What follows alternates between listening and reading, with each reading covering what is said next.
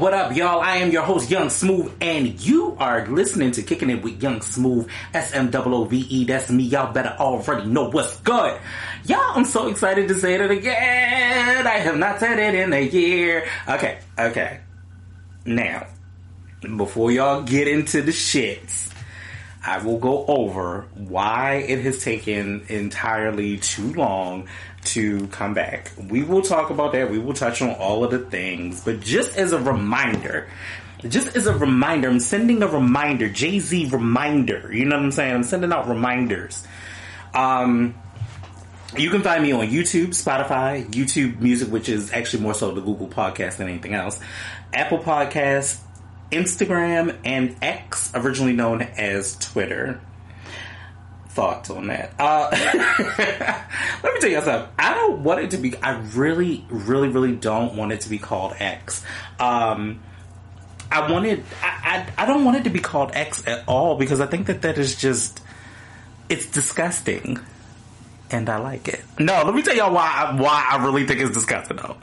Because I know damn good and well if my browser don't have a double X next to that one X in some way, shape, or form, and you got to, please clean your browsers, ladies and gentlemen. Please clean your browsers because some of y'all got some freaky sneakies, and I'm just saying, clean your browsers.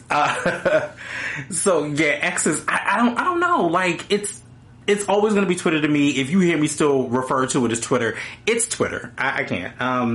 And yes, you may hear me take a sip of water, because it's my show. I don't give a fuck. So yeah, I'm going back to the Kicking It with Young Smooth brand. The Kickstand podcast is always still going to be out there. It's a big part of what I've done, what I did. I did this show for 5 years. I took that break for a year. I know the time has flown. So now we're moving into so that makes technically 7 years of really doing this, which is crazy. And my fan base is small and it's always constantly growing, and I appreciate y'all. I love y'all so much because I still see the numbers and I still see new people, and everybody's like, you have a podcast? And I'm like, yeah. And I think I say it that way because I'm like, I'm low-key, just tired a little bit, and it is hard to be a one-man band and all of the things, but I want to shout out Obstacle first and foremost. Thank you so much for teaching me so many things, to be a young cat and really teaching me a lot, especially on the editing side of things. So I've definitely taken a lot of that, and I do a lot of it myself, which is really cool. And I'm thankful because now it's like I have another skill under my belt. So I'm thankful for that. Obstacle has his new project out, so make sure y'all go check that out for Obstacle Beats. He has his new beat tape that just recently dropped as well. So make sure y'all check that out as well. So it's all good. It's a good music season. I'm so excited. Speaking of music season, there are a couple of listens that I want to highlight that have been in my rotation, and I've kind of listened to, or I'm like, I really want to go back and listen to again. And disclaimer, as we are now in 2024 and we're not in 2018, I am going to try to make a vow to not talk about OTM, OTMP, Nicki Mirage Petty. I'm trying to make a vow not to talk about that girl, that woman, that much. But unfortunately, as you can tell, probably from the title of the show, depending on if I decide to make the title what I think I want to make the title, yeah, if that ends up being on your screens as a title, we gonna go into that because I got some other thoughts that there are some things from some people that I agree with, and then there are some things about it that I just don't. We gonna touch on it because it's a hot ass mess altogether. We gonna get there. But speaking of listens, since we are talking about Nicki, press play. I do kind of like the song a little bit. It really, honestly, truthfully had to grow on me. I'm gonna be honest with you. We're also gonna go over the new projects as well, like Pink Friday 2, which we will touch on briefly. I don't know. It depends on how I feel, but we will touch on that. She press play, and she's done a lot of work for Future, and is all of it good? No, I mean, okay, so you know what? Press play is not bad. It's just, it's added to the pantheon of the Pink Friday 2 legacy now. And it's okay. It's okay. It's not one of my favorites in this album. And this is one of the first times maybe the second time in a long time where Nicki just ain't hitting the mark on the new single for me, and I'm gonna explain more once we get into the other ones. But I don't want to lead with just this. So the other songs that I liked and is a really good bop was Passport and Suitcases with Joey Badass and KC. Definitely check that one out. That is a bop. Harrison Avenue by Little Dicky. That is actually a vibe, so I really do like that. Give and Give by Finesse Two Times featuring Rick Ross. Actually not a bad song. I was like, okay, cool. And then lastly, my favorite, all-time favorite, because say what you want to, but Johan can do no wrong. But Snooze, the freestyle by Fabulous. Like, all jokes aside, bar king. There is no level where Fabulous really hasn't fallen. Like, there's no fall from grace. I say, personally, maybe we had a little bit too much with the whole Love and Hip Hop thing and him and Emily and the fight or whatever. Again, we all still don't really know what that was. That's his business. But on the lyrical side of things, if we're talking about the music, Fabulous really has not missed. Fabulous ain't missed since I've been in high school. Bro, that's over 20 years ago. Like, fuck it, y'all know it, because we gotta talk about that anyway. That's over 20 some odd years ago. Like, that's crazy. Like, he still does not miss. The boy is he's still phenomenal. So those are some of my listens lately and listens to that I really was like, yo, definitely go check those out. New albums. I'm going to save Pink Friday 2 for last, because I'm gonna have so much to say about it. But real quick, a couple of really good things that have come out, and if you have not checked them out, these are my top 4 this week, until I go into whatever I'm going to listen to for next week, which I have no idea yet, but we'll see. So my top 4 will start off as followed. You will have Busta Rhymes. Let's start there. Blockbuster is Chef's Kiss from Busta Rhymes. If you guys are not listening to this album, I guarantee you if you are a lover of hip hop, a connoisseur of hip hop, such as myself, you'll love it.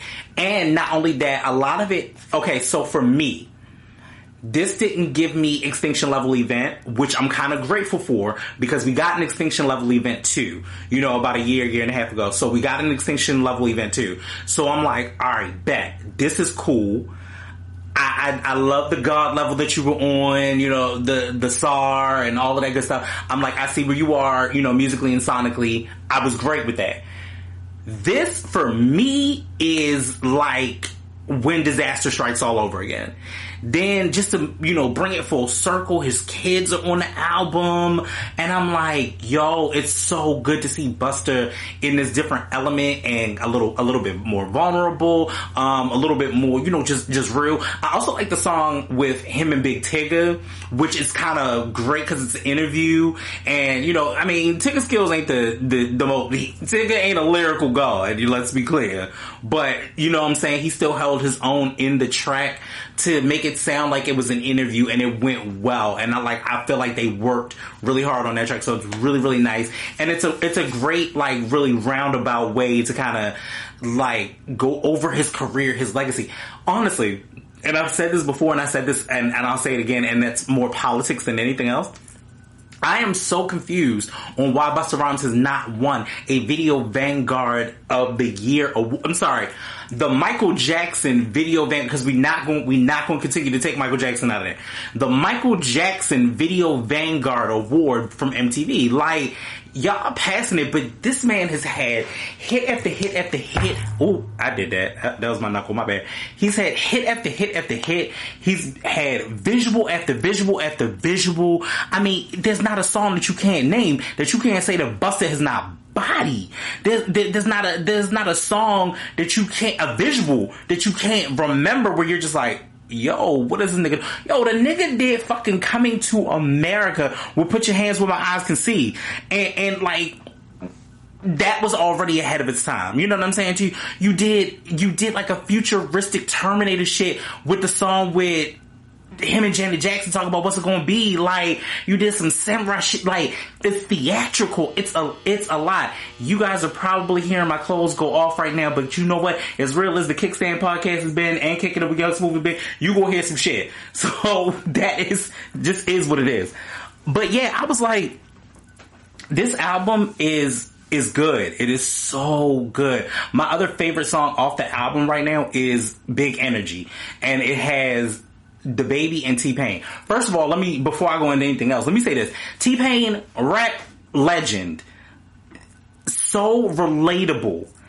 If y'all are not watching T-Pain on Twitch, like, I feel like, yes, my show will be dedicated to shouting out all of the great things that I still love about hip-hop, even throughout the level of misogyny, the bullshit, the bickering back and forth, because we're getting there. But you know what I'm saying? So, and I just always want to highlight that and make that fun and make that, you know, something that we can have a discussion about. So, yo, definitely put it down in the comments. Let me know what y'all think, you know what I'm saying, about that album, because that album is fire for me. It stays in rotation. Next album is I Might Forgive, But I Don't Forget, featuring Jeezy. Let me tell y'all something. That nigga had something to get off of his chest. He had been absent for so many years. I think, I forgot, what did we get last? It can't be Thug Motivation 101. It's past 103. It was something else. I know we got something else prior to that. And my mind is drawing a blank. But however, and yes, I could Google it now, but I'm not. But however, I will say I Might Forgive, But I Don't Forget. Baby, don't get on Jeezy bad side. When I tell you, I felt like sonically, first, forget lyrically. It sonically felt like him, it felt like it was 2006, 2007 all over again. And I was like, oh, shit. Like, you could blast it. Jeezy's one of those things where it doesn't matter who you are. You could blast it in any hood and everybody's like, oh shit, that's that Jeezy. Because it's just that iconic in its sound. It's the sound. It didn't even have anything to do with the lyrical content of it all. And then even with that, like, lyrically, Jeezy still bodied this. And so I'm so excited.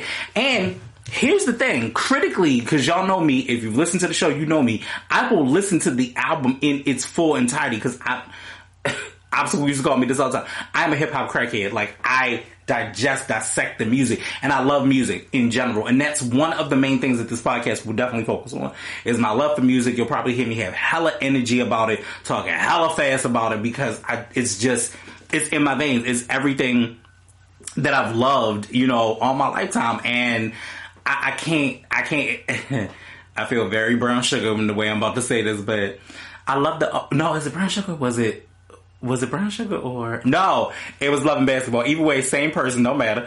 But I loved it all my life, and the feeling just won't go away. Like, and it just won't. But you know what I'm saying? Or, better yet, when did you first fall in love with hip hop? Like, bro, like, I still, to this day, I love it. I love it. Now, that's a good question. That is a good question. When was the first... Because I don't think I've ever really answered that question, per se. Now I'm questioning my goddamn self. When did I first fall in love with hip-hop?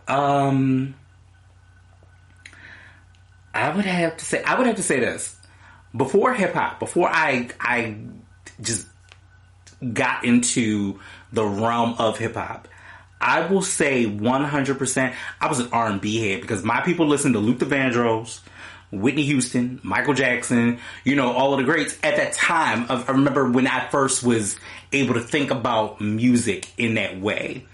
I would say the first real taste of hip hop had to be the West Coast, to be honest with you, because at that time, I was like, by the time we really got into it, it was Snoop. It was Dre. It was like, Dre coming out with the Chronic. And that was the main time that I started to really, really get into hip hop. I will say the Chronic had to be probably the album that brought it out. Now, when I was able to digest it and be more of a teenager within it, I would say The Firm was my first album that I bought. And that was the first album that I bought with my own money. Everybody hates on that damn album. I absolutely love that album. I think that album's still one of the best. Foxy Brown, AZ, Nature, Dre produced it. It's still one of my favorite albums because it was a concept album. It was meant to be them acting like gangsters. You know what I'm saying to you? And I don't know why some people don't like it. Like, literally, if you listen to it from beginning to end, and again, it could have been because I was high when I did this the first time. But then one day I wasn't, and I listened to it, and I still felt the same way. But if you listen to the Firm album, the album, which is actually funny, The Firm is what it's called, and then the album is the Firm is the group, and then the album is the title of the whatever. So when you actually listen to it, it is 100% a hood story. It's a good fella story. It's a gangster story. You know what I'm saying to you? So that was the hip hop that I love. Like, the reason that I love Big, and I loved Big, even though we only got 2, possibly 3, but really 2 quintessential albums from him. The reality was, it was a story. Like, Miss Wallace will say it all the time and be like, I paused. I wasn't going to do that accent. I'm not going to fuck up. The Jamaicans not coming for me. But, it was very much so, yeah, this is a story. And if you listen to it from beginning to end, it's an amazing, almost heartbreaking ass story. It is, but it's really that good. Ready to Die is really that good. The other thing is, I would think that there are a few, and I'll be honest with you, there are a few albums that I love and can listen to inebriated, like high, like just letting the vibe and the zone just go off. 1 is Ready to Die. 2 is The Miseducation of Lauryn Hill. 3 is You Can't Use My Phone by Erykah Badu. And the other one, I think... Future Sex Love Sound by Justin Timberlake. Now, I know all of that seems all over the board. I get it. It is 100% over the board. But in reality, bro, listening to them and sonically letting them play will take you to a whole nother level, especially the Erykah Badu one, because it was like a mixtape or whatever, but it's so good. And you can find it's You Can't Use My Phone, and you can find it on all platforms, and it's so good. And sometimes in life we just need to take moments and just let the music play. Anyway, so that was the other one, and then the next project that I have to listen to. So I haven't gotten fully into it, and I would never lie to y'all and be like, "Oh yeah, I love this. This is so great." Is The Ceremony by Kevin Gates. Now, I love me some Kevin Gates. My brother loves Kevin Gates. Shout out to my brother. Yeah. So as far as like Kevin Gates goes, I am 100% like just infatuated and in love with the way in which Kevin put words together. Now, Kevin got a lot of chip with him. I will say that. It ain't for everybody, but he speaks his truth. And I think that's one of the things that we're always constantly missing in hip-hop is maybe the truth to some degree. You know what I mean? And lastly, which is staying in my rotation. But I have to sigh, because y'all know I'm about to side-eye it, and I have to go through this. And I really didn't want to, but it is the ultimate hot topic right now. And there is no other way to kind of get through this, to be honest with you. Yeah, because I don't see any other way around it. However, Pink Friday 2 by Nicki Minaj, which came out on her birthday on December 8th. Okay.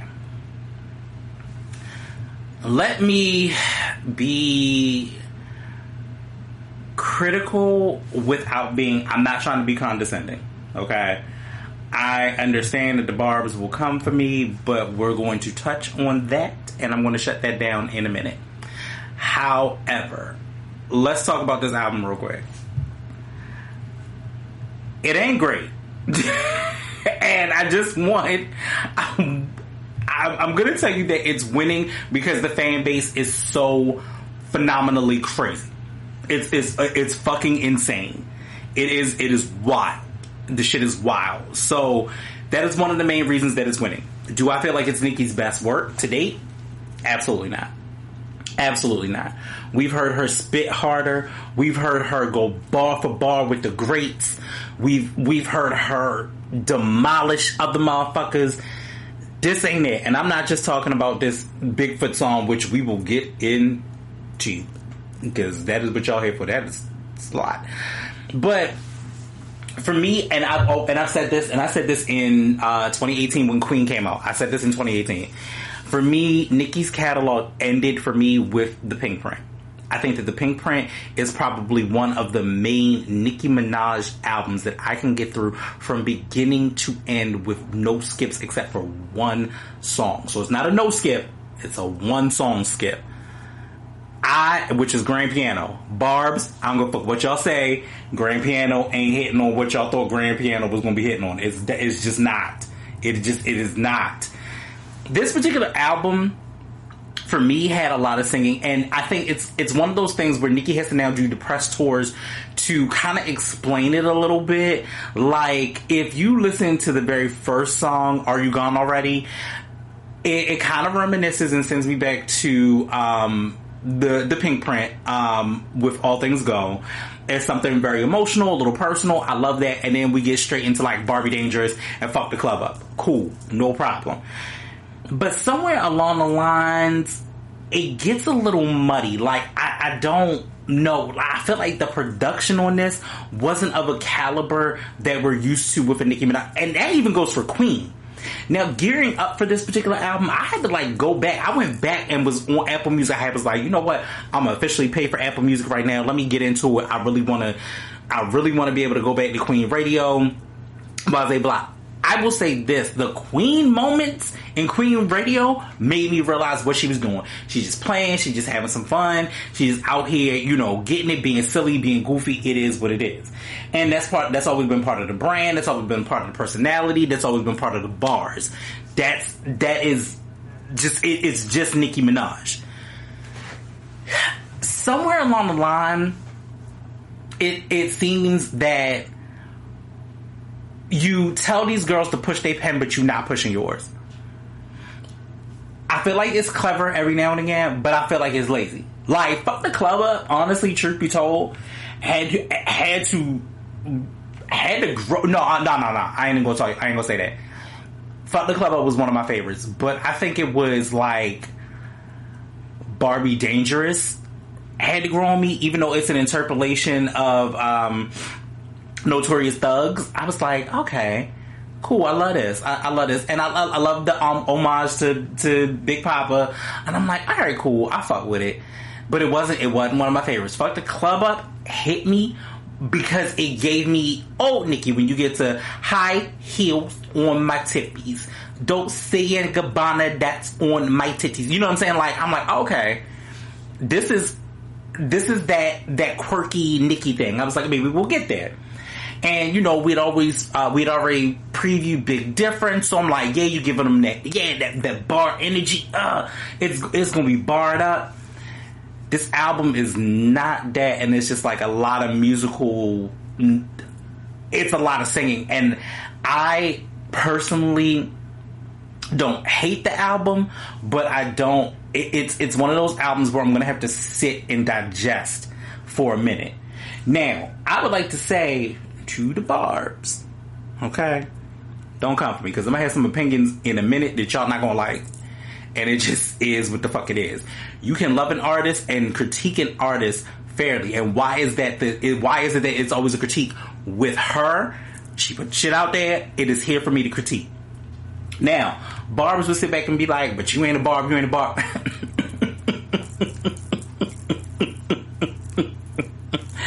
I beg to differ.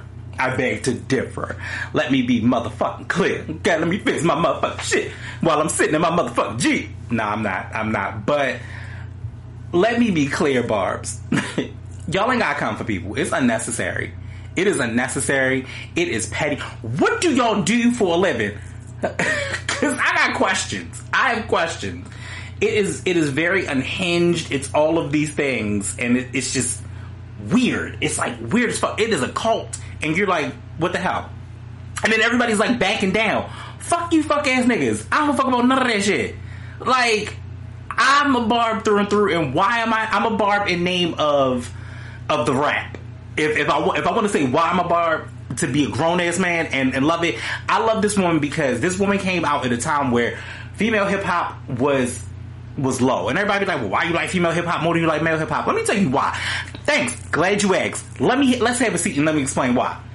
In my lifetime, I've always felt like an underdog, and when you feel like the underdog, you kind of root for the underdogs. And a lot of times before, women in hip hop at this particular moment in junction life, they were the underdogs. And you gotta fight harder, you gotta rap harder, and the visual gotta hit harder, and it gotta be all of this, and you gotta also be sexy and smart and witty and funny and all of these things just for people to pay attention. I enjoy Onika Tanya Mirage because actually, even with the sexualized quote-unquote image, if you really go back in her catalog and listen to the bars, there really is not a whole bunch of sex shit. Like, honestly, I say even now, it just is like, oh, there's a song here, there's a song there. And that didn't start until the Queen era, let's be clear. So yes, to my core, that's why I fuck with this girl. When I say lyrically, if we're touching a pen, the pen is unmatched. It's been unmatched. I actually created a playlist to pay homage to this called KenEnough to be a Barb. And the reason why is because I love the bars. And then they be like, you don't know no bars, you don't know no bars. Are you challenging? Is this a challenge? Don't challenge me. Because see, when I spit a bar for a Nicki Minaj verse, you know what I'm saying? I spit shit like, yo, me, Nicki M, I got too many wins. Pull up with them V twins in my engine. All this ice all around me like a penguin. I ain't talking about them, but I'm with the kingpin. You know what I'm saying? Like, I pull up with a real, that shit so good, man, the bitch came quick. I ain't never had a beat that a bitch ain't rip. I'm fly every day, but the bitch ain't tripping. You be on the boot, you be on Scott Pimpin', I be pin walking, I'm nipping. See on my back so they think I'm crippin'. Every nigga in here wanna know what I'm drinking.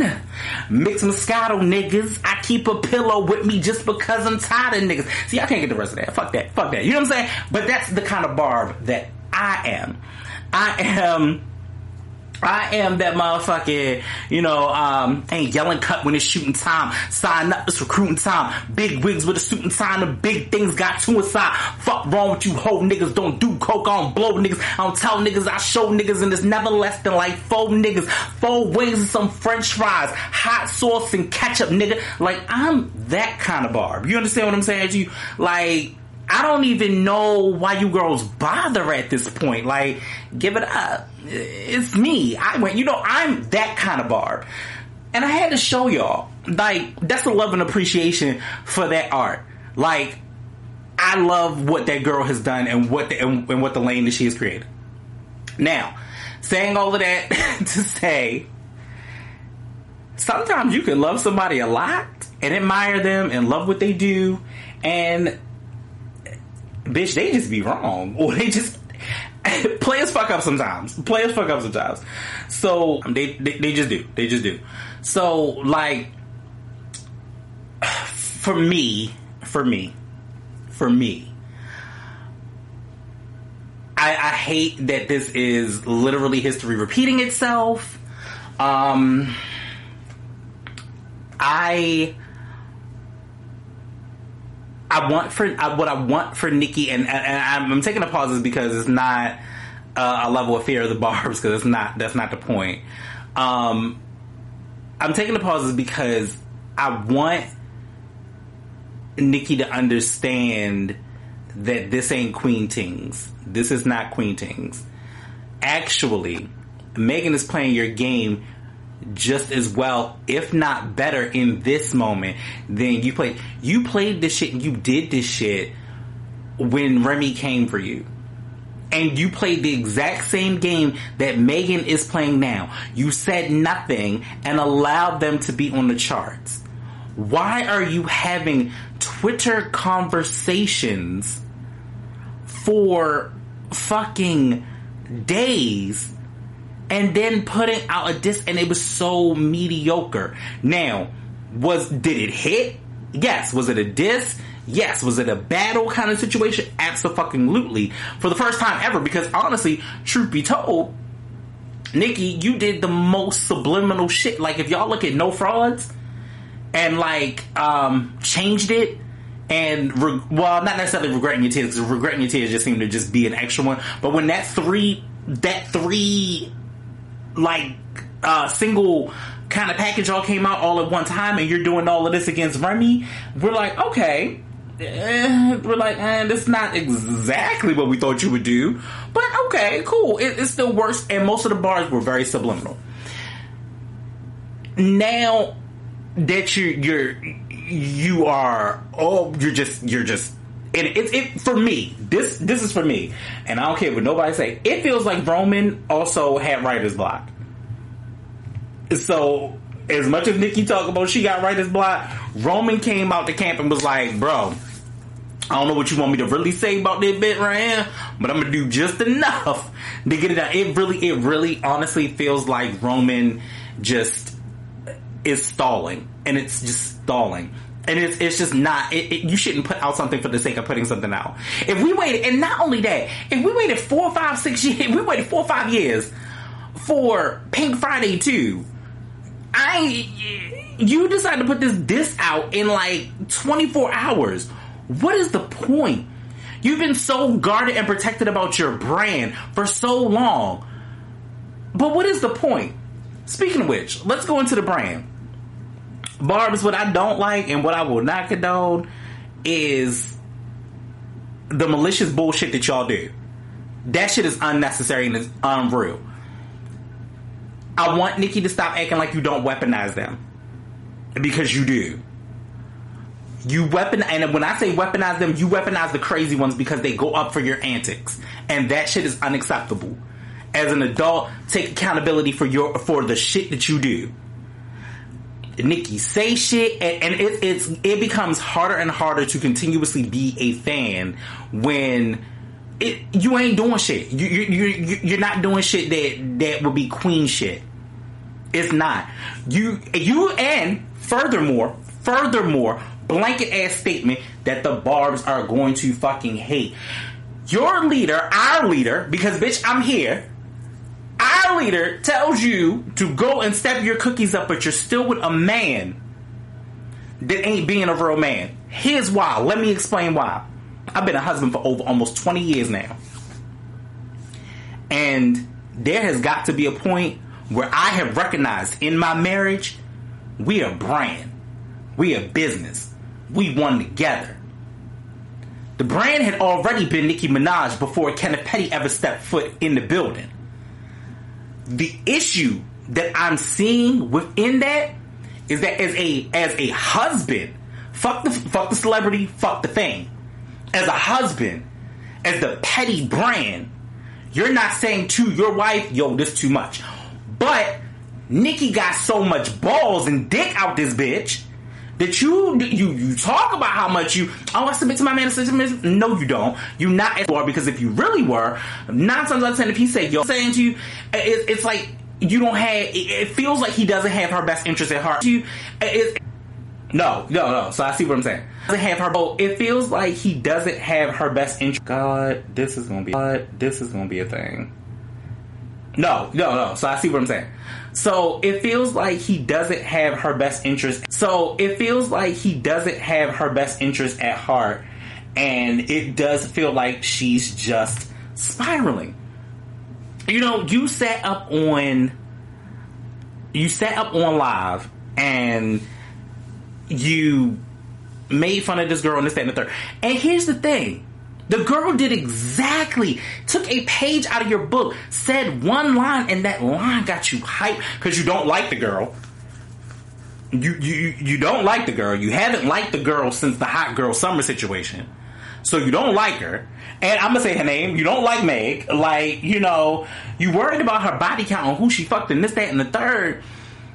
Because you married, that don't make you no better because your man can do whatever if he wanted to.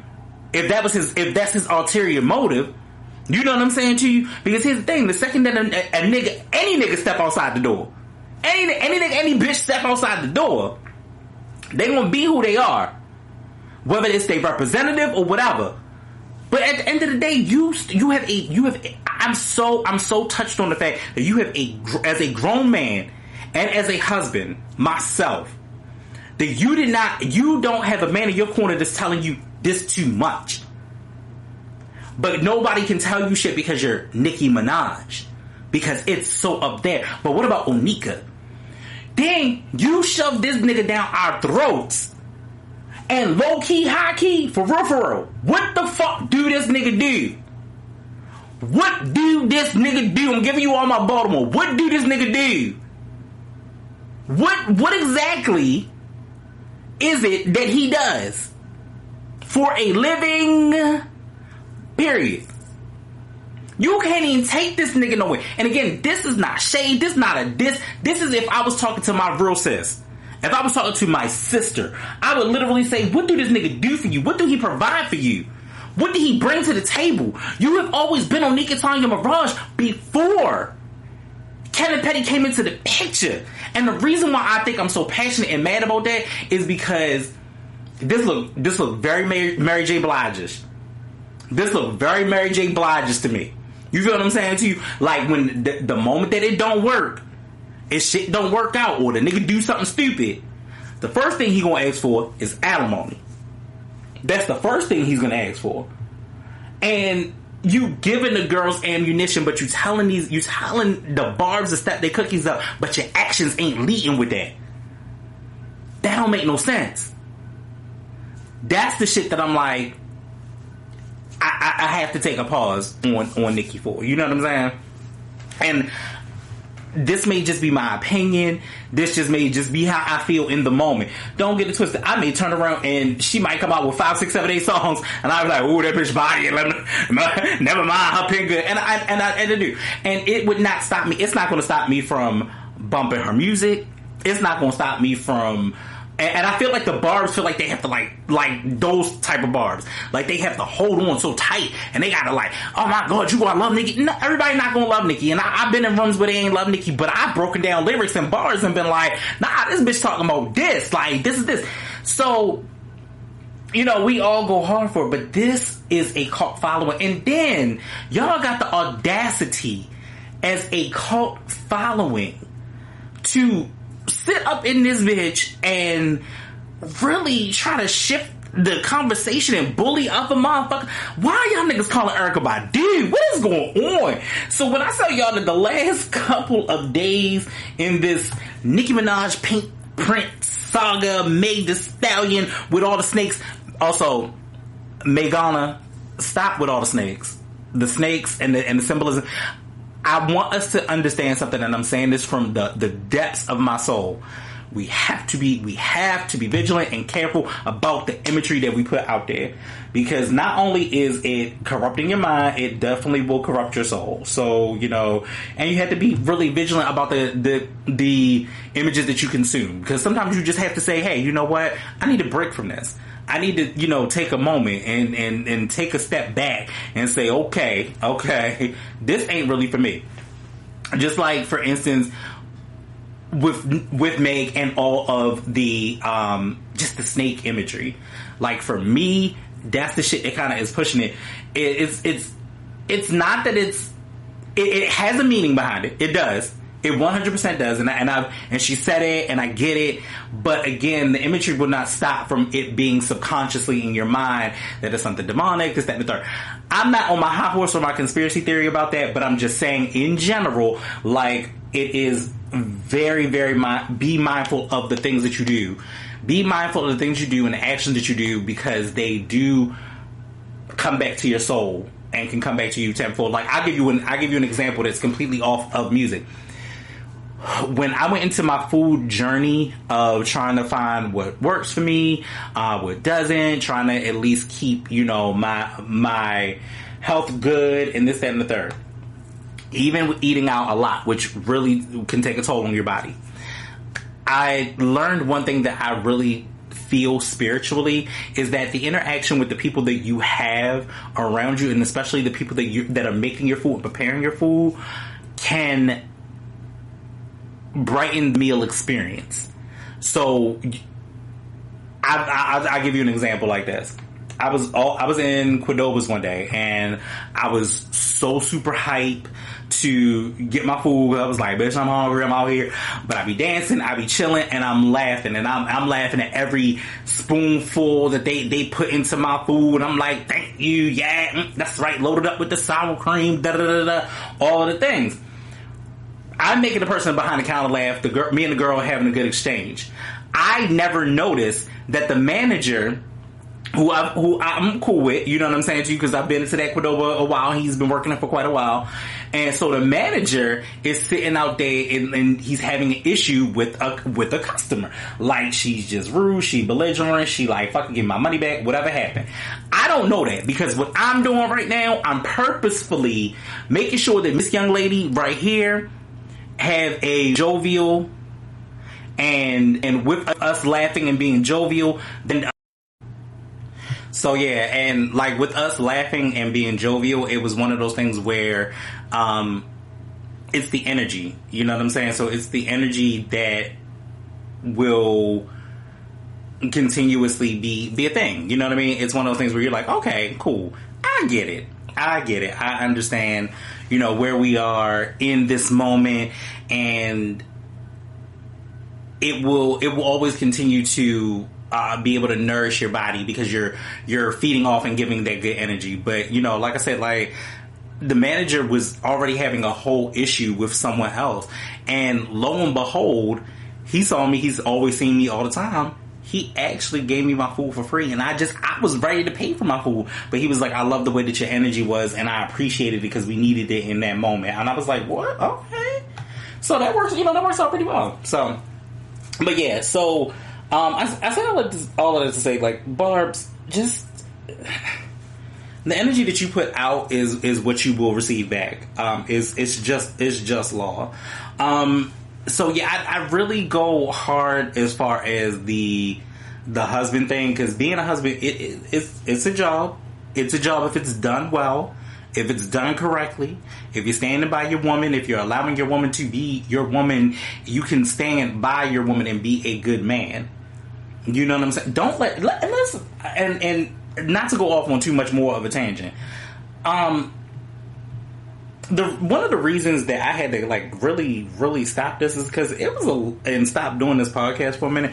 It was a lot of fuckboy opinions, and I was like, yo, please don't lump me in the category with these niggas.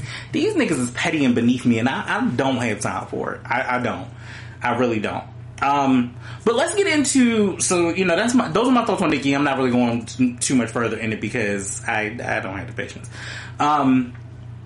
Let's get into some more of the ratchet and ridiculousness. I'm going to kind of touch on the headlines real quick, and then I will go over what has happened, why it's happening, what's going on. So real quick, Notorious B.I.G.'s estate settles lawsuit against famed photographer over World Trade Center image. The Notorious B.I.G.'s estate has reached a settlement with the widow of late hip-hop photographer Shai Modu, resolving long-running...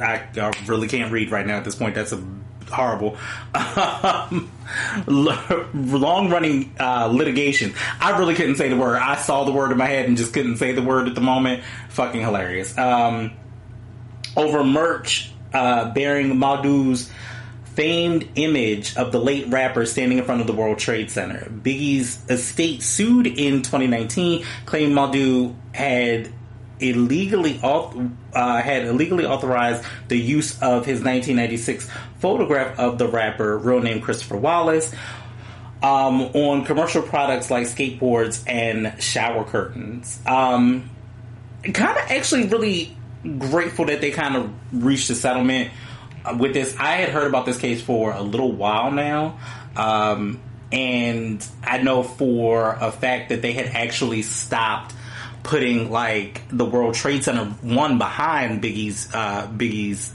image to begin with, and you couldn't get else. But I think it's really interesting that this particular artist, for those that don't know, he also took pictures of some of the greatest, like Tupac, Mary J. Blige, Mobb Deep, and LL Cool J. In a 1996 cover shoot for the magazine, he snapped several images of Biggie standing in front of the Twin Towers a year before the rapper was shot and killed, and 5 years before the towers were destroyed before September 11th. So that was, that is something. That's something to think about. So do more research on it. We'll get with it.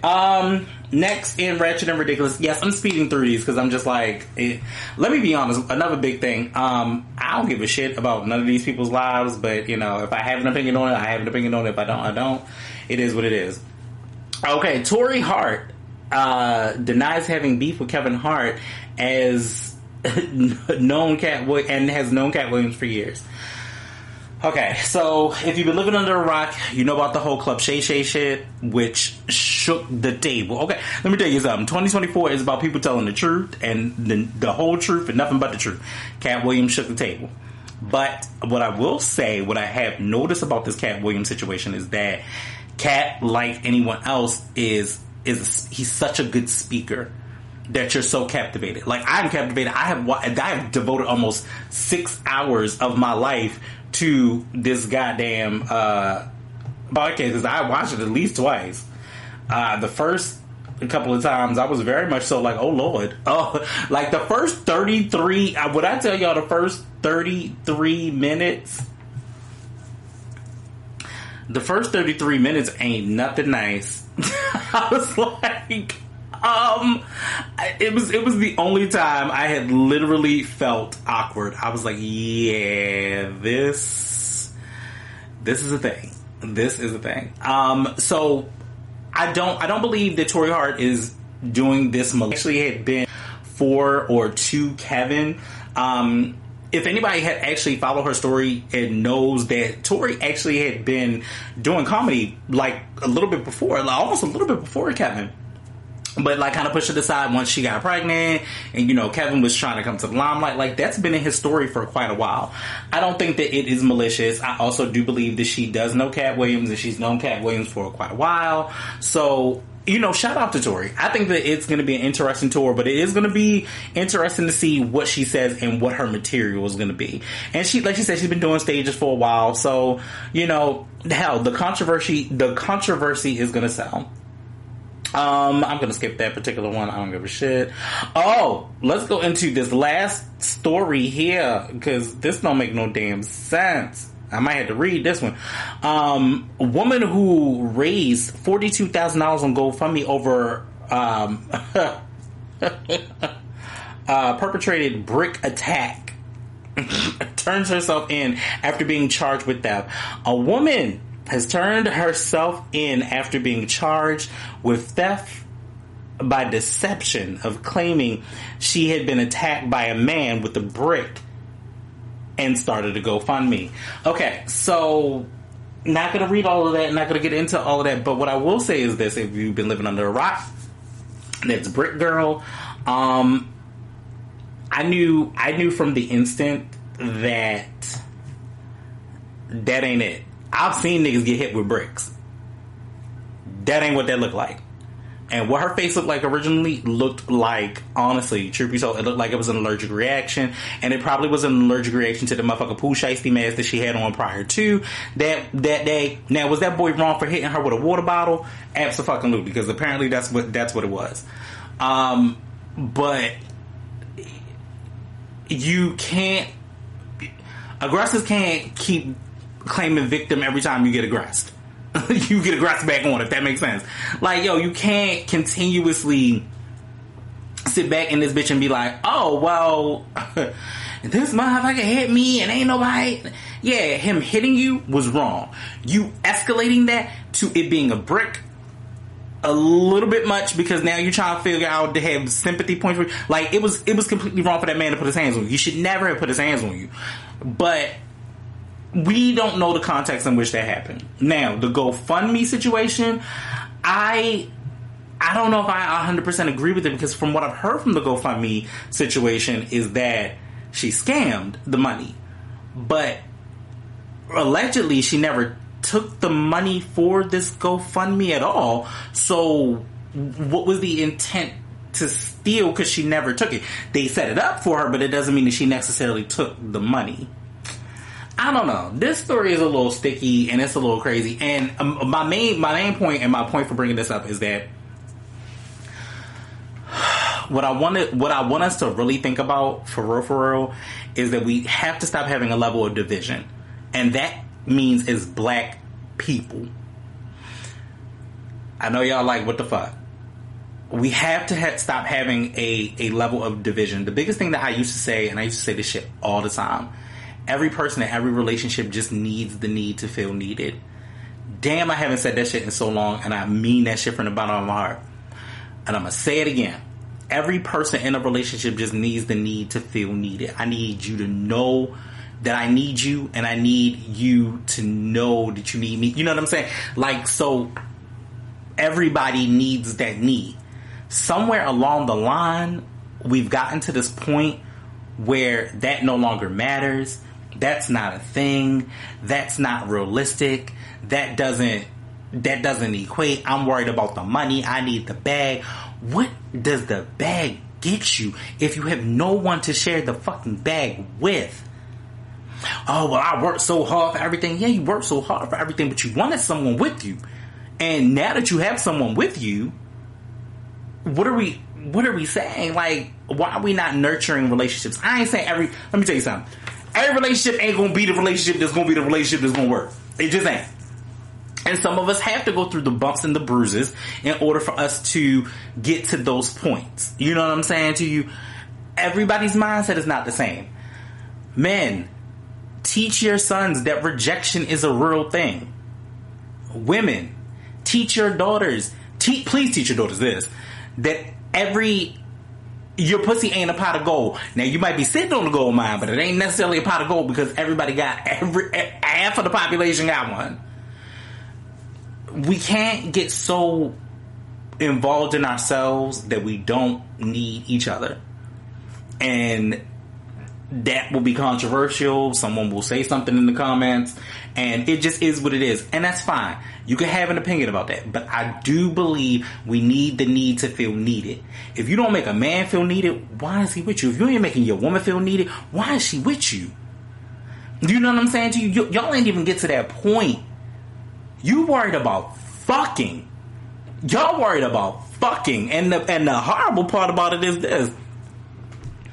You don't know who you fucking, because everybody brings their representative to the table to begin with. You bring your representative when you go to a job interview, so ain't no when you try to go on a date. And that's another thing. There is no level of courtship. I ain't saying that. Please be clear. There has to be not saying you gotta court somebody forever. If you want to fuck them on the first night, bitch, that's your priority. That's what you want to do. But there has to be a level of courtship. There has to be a level of what do we do outside of being in the sheets? Because if the sheets is all you got, then you might as well go ahead and send that motherfucker back to the streets. If it's the sheets beat or the streets, then you need to delete. Like, there's no way that can just be what your foundation is on. And then you rush into it so much. It's like we're scared to sit with ourselves, and we're scared to sit alone for a minute. And it's hard. Don't get me twisted. I ain't gonna say I'm perfect in it, because I'm definitely not. But it's definitely one of those things where we can't even sit with ourselves for a second. But then you want to bring somebody else into your foolishness and your toxicness, and you don't even know that you're being toxic because you just think that this is the way it's supposed to be because everybody around you is like that. Really? Is that okay? Do you realize that you got fucking failed relationships, and the niggas that you looked up to got fucked up failed relationships, can't see they motherfucking kids and some more shit. No shots taken. Just saying. I'm just saying. We need the need to feel needed. And that's my bottom line. So that'll wrap up all of the ratchet and ridiculousness. I just wanted to move on because we getting a little lengthy in this, and I definitely want to move forward. Okay. So let me explain. Let's get into it. Let's get into the things. I know I got a lot of explaining to do. I mean, what can I say? It's been a year, and there's been no new content. And what do you say when you're social? Damn, okay. I mean, so you're just gonna interrupt me like that? Oh, alright. Who that? Nope. I don't even want that. Anyway. And so, what can you say when your social media presence is low? Yes, I just sunned my goddamn self. I don't even know where my phone is, to be honest with you. Which is probably even more hilarious, but not necessarily. Oh, damn. If it was a snake. So I know that, there hasn't been any new content and nothing else until recently. So it's like, well, what do you say? And is there a reason for it? Yeah, of course there is. Or is it that I was just being lazy? Two of the things can be true at the same time. Let me be clear, okay? But let's start from the beginning. The last show that I did was The Journey. Mostly, I was talking about my fitness journey, how it's changed my life, and what my why was. At this point, it was around November 2022. I had gotten into a new location at my job, so I was there more, and I'm like, all right, cool, bet. I need to work on fostering whatever this relationship is at my job and making that happen, and really focusing on that. Okay, great. Minus the fact that also I had so much kind of going on between May and November. I just really was like, fuck it. I can't. So we get to November, and I had already done, we had done a show, a couple of shows where we did the Kickstand podcast. I did them with Obstacle Beats, and I'm like, all right, cool, bet. But I realized that November was going to be my scapegoat. I was going to be like, the holidays was going to be right around the corner. And so, cool. Boom. No problem. You feel me? All right. So, I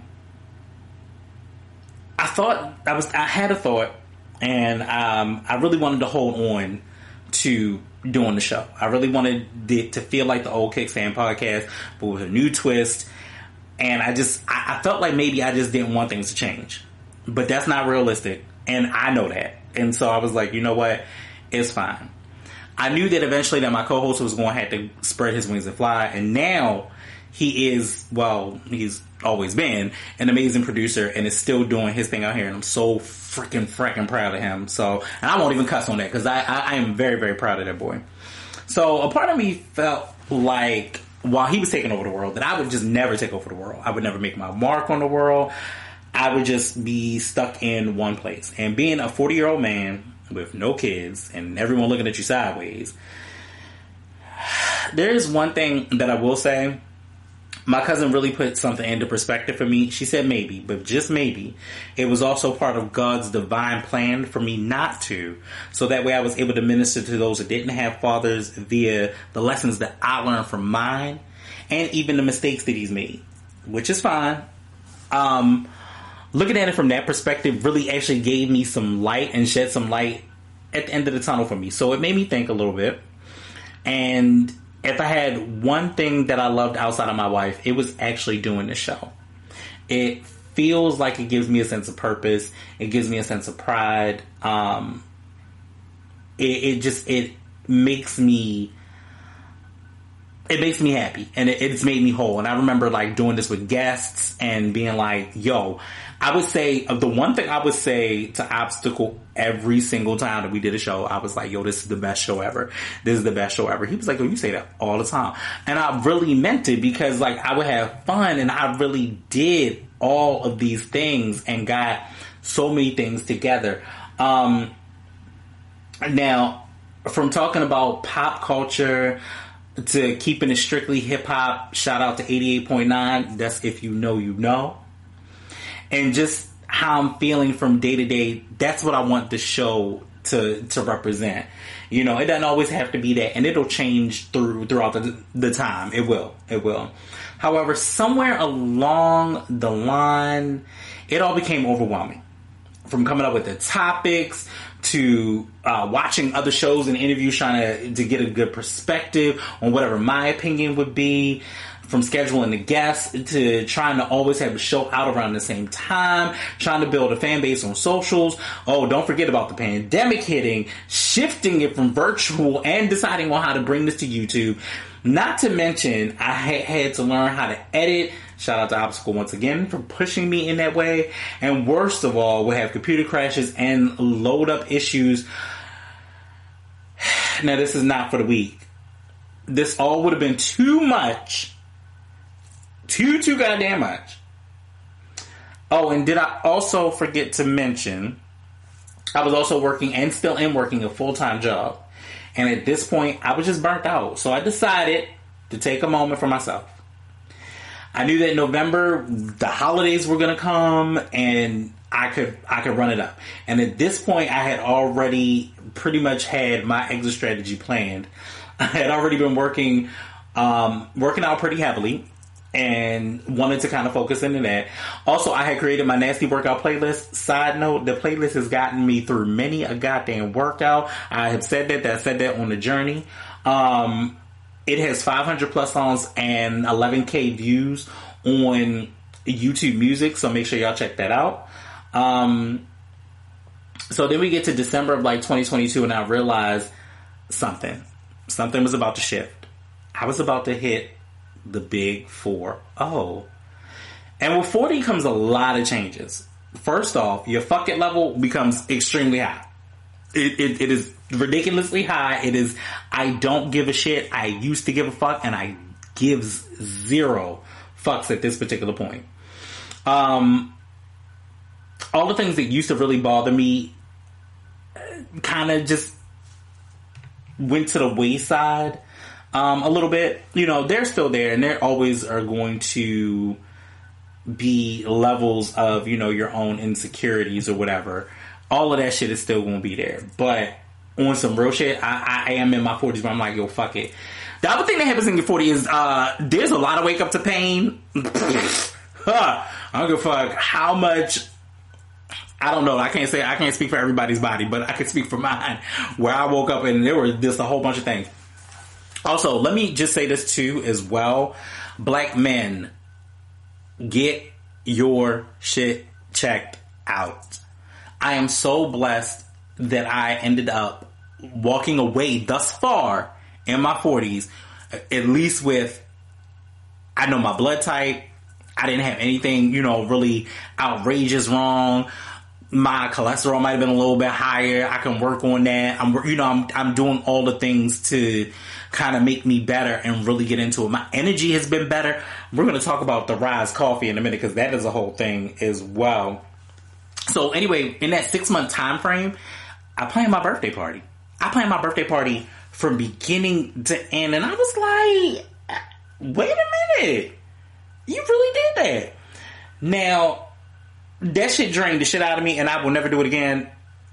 Lies. I'll probably do it again one day, but I won't be doing it again anytime soon because that was a lot. It took a lot, and it also taught me that I need to learn how to relinquish control, because I was like, if it looks or feels a certain kind of way, it's fine because I did it. But I need to learn how to relinquish control and let it just be what it is going to be, because nobody's going to do what you think that they should do if you don't tell them what to do. It's a lot. It's a lot. I want to shout out everybody that came to the party. I want to shout out everybody that did do the extra parts that I just couldn't do for my party. I love y'all to death. Thank y'all so much. My sisters, I really, really, really 100% appreciate y'all. Side note, fun fact, I have not had a birthday party since I was about 8 years old.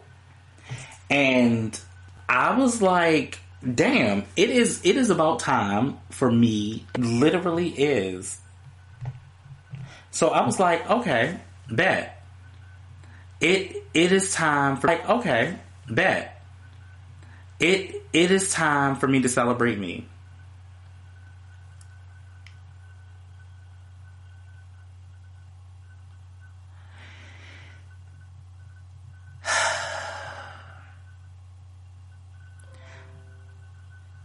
And honestly, as crazy as it seems, that actually took a lot. That took a lot to really celebrate me. Because I was so used to, running around, doing all the things, and I'm busy, I'm busy, I'm busy, I'm busy. But there was not a moment of self-care for me to take care of me. And a part of that is kind of sad. A part of that is actually really sad. But on the flip side, I kind of forged through it. I got there. Also, fun fact that I also didn't say, but makes it a full circle moment. My sister and her wife, which I love them to death. Check out the Nellie Hendrix podcast, Amazing Chef's Kiss.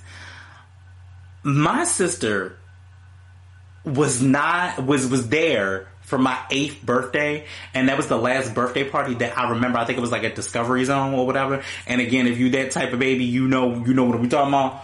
But the thing of the matter was, I was 8 years old, and actually, that was the first time that I had met her. Damn, niggas be niggering when it comes to their children. And that's my half sister, but that's my whole sister with my whole heart, and I mean that 100%. I want niggas to stop niggering, though. I do. But moving forward, my declaration is to definitely make more content. My declaration is to figure it out and let this podcast grow to whatever it is going to be. Allow this fan base to be whatever it's going to be. I might say some shit you like. I might say some shit that might piss you off. I don't give a fuck. You don't give a fuck. We don't give a fuck together. And that's enough fucks for YouTube. So it is what it is. But that is my main declaration. I really wanted to thank you all for rocking with me. If you come back and you happen to see that this particular podcast is back on your radar and it's a brand new episode, I'm here for it. I'm grateful for it. What I'm gonna do is probably there'll be some. I'm gonna try to keep them consistent and have them come out around the same time. I can't always make that promise, but I knew that I had to make sure I got this one out as promised. I'm going to go ahead and get this done. And what'll happen going forward is that we'll have some where they will be audio only, and I'll put those onto YouTube, and they may just be audio, so you might just be hearing the audio in the background. And then the other one, some days there may be, like a visual moment to it. I'm gonna make sure that my StreamYard is with that, and we'll get all of those squared away. I might pre-plan live, just say, hey, I'm going live or whatever, and we'll kind of figure it out from there. And then those will be the episodes, and then those episodes will also go audio as well. They may not all, the audio version may not come out until maybe the day or the day after that, just to try to get a good edit and get everything all back, to where it needs to be. Other than that, I think we covered all the bases. I'll get into more Wretched and Ridiculous later. I've gone over this Nicki thing. I've kind of covered everything, and I feel like we've made great time, and we've had great time together. I hope y'all laughed. I hope y'all, really felt something. Let's end it the way that we used to end it, because that's always important. You know what I mean? So, fear, false evidence appearing real. It's only real in your mind if you make it real in your mind. And I literally have made this podcast real in my mind several times. What is the goal? The end goal is to create community. If I had to say anything, is to create community, and to create it in a way that makes sense for me, and to love on me when I need to push back when I need to, and bring forth the energy when I need to.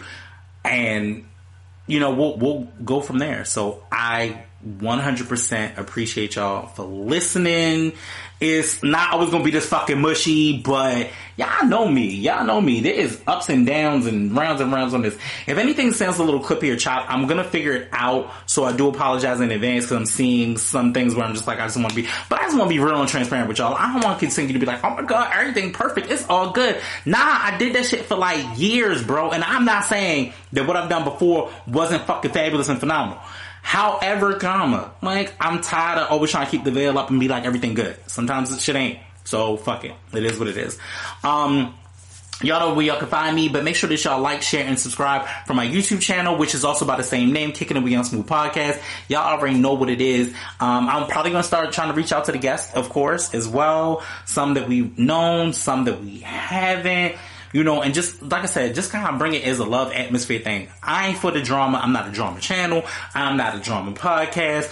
I can be a one-man band by myself and still stand in this by myself or with my guy. Whatever it takes, this is my dream. I'm focusing on it. And it's going to be one of the things that'll come into fruition. And it'll be big. And hopefully it'll be at somewhere bigger than what I think. But that's okay. I'm a preemptively put it in my pocket and then manifest it later with the help of God. So that's what we're going to do. Anyway, I miss y'all so much. I feel like I don't want to end talking to y'all, but I know I have to because the edit is going to be a thing. So, y'all, love y'all down. Thank y'all so much for supporting me. And we is out. We, it's just me, but it's us. We is out this bitch. Peace.